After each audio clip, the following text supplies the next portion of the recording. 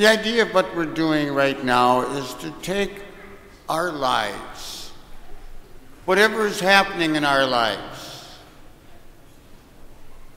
and to take the scriptures, to take God's life, to put all that together.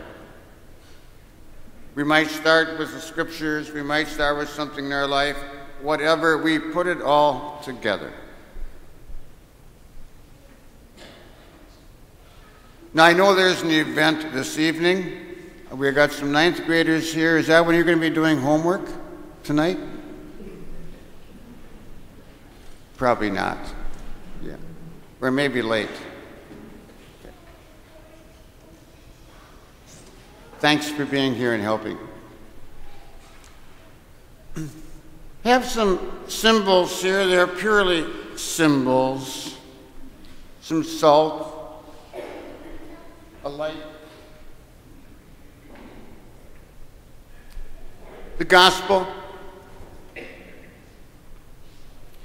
In that second reading, Paul says, I came to you, brothers and sisters, proclaiming the mystery of God. Everything for Paul was doing that, talking about God, God, God, and the word mystery. It was a very special word for him.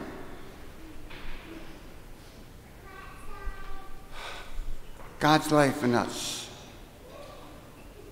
In the first reading, Isaiah, probably written about 500 years before Christ, we were told to share our bread with the hungry, to shelter the oppressed and the homeless, clothe the naked, to remove oppression, malicious speech, satisfy the afflicted, etc. It sounds like what we call the corporal works of mercy. What are they? Feeding the hungry, giving drink to the thirsty, sheltering the homeless, clothing the naked, visiting the sick, visiting prisoners, burying the dead, giving alms to the poor. Now, there also are what we term spiritual works of mercy. That's not our focus today. That's another time. What I'd like to do is spend a few minutes addressing these corporal works of mercy in our lives as individuals, as a parish and a larger church, as a city, a county, a state, a nation, a world. And getting practical, individually, many of us here volunteer in works of charity. Many of us here financially contribute to many causes, works of charity. As a parish, we are committed to the St. Francis Food Pantry,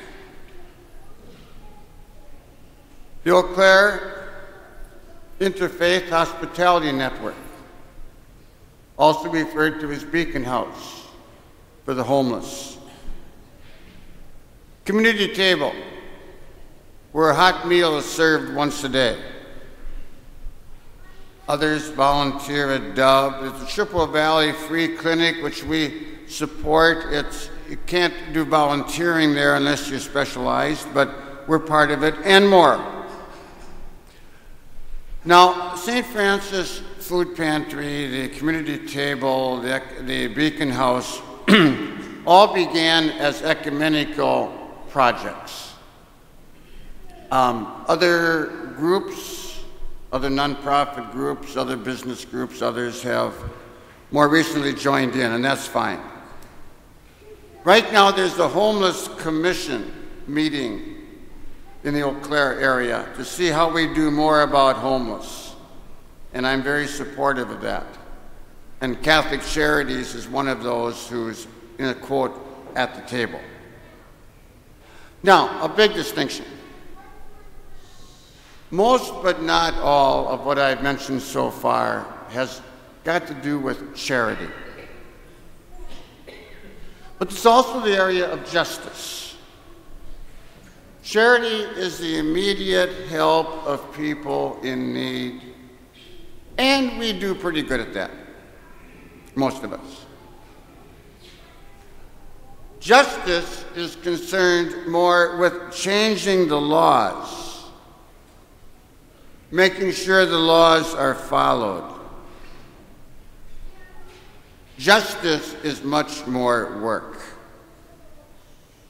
Much more work. Dr. Martin Luther King was more involved in the area of justice. Project Jonah, which is an ecumenical project in the area, is more concerned about justice, getting underneath. And the Eau Claire Catholic Deanery, all of the parishes of the Eau Claire area, have earlier in 2010 become officially part of Project Jonah. But I do want to say that certain of our Protestant church friends have certainly much more taken the lead. Now, Catholic social justice. Pope Paul VI said a good number of years ago that working for social justice is a constitutive dimension of the church. It's not just some nice thing. It's part of who we are. And Pope Benedict XVI on November 3rd said basically the same thing. I've got a book here called Catholic Social Teaching, and I'm just going to read a couple of the areas here. The dignity of the human person. And by the way, these are overarching areas. Dignity of the human person, political and economic rights, option for the poor, promotion of the common good, political participation, economic justice, stewardship of the earth, global solidarity, promotion of peace, and again, a lot comes under that.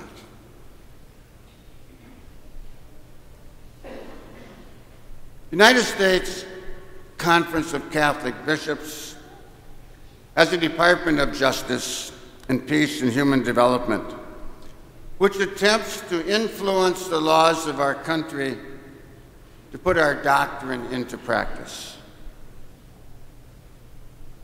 Sometimes we're successful, sometimes we're not. Archbishop Donald Wuerl is the Archbishop of Washington. I saw him last spring. I thanked him for what he and others are doing, and that's exactly what he said. We win some, we lose some, but we keep trying. Now, the bishops are very publicly engaged in life issues. Abortion, euthanasia, and the issue of marriage. Now, there are other issues that are very important, but they're not getting the headlines. Social justice issues, such as the death penalty, poverty, immigration, just as a couple of examples. On the national level, Catholic Charities is very involved in the charity dimension. The Campaign for Human Development is very involved on the justice level. On the international level, Catholic Relief Services is the arm of the United States Catholic Church, responding to fundamental human needs and rights across the world. And from what I know, Catholic Relief Services does a marvelous job.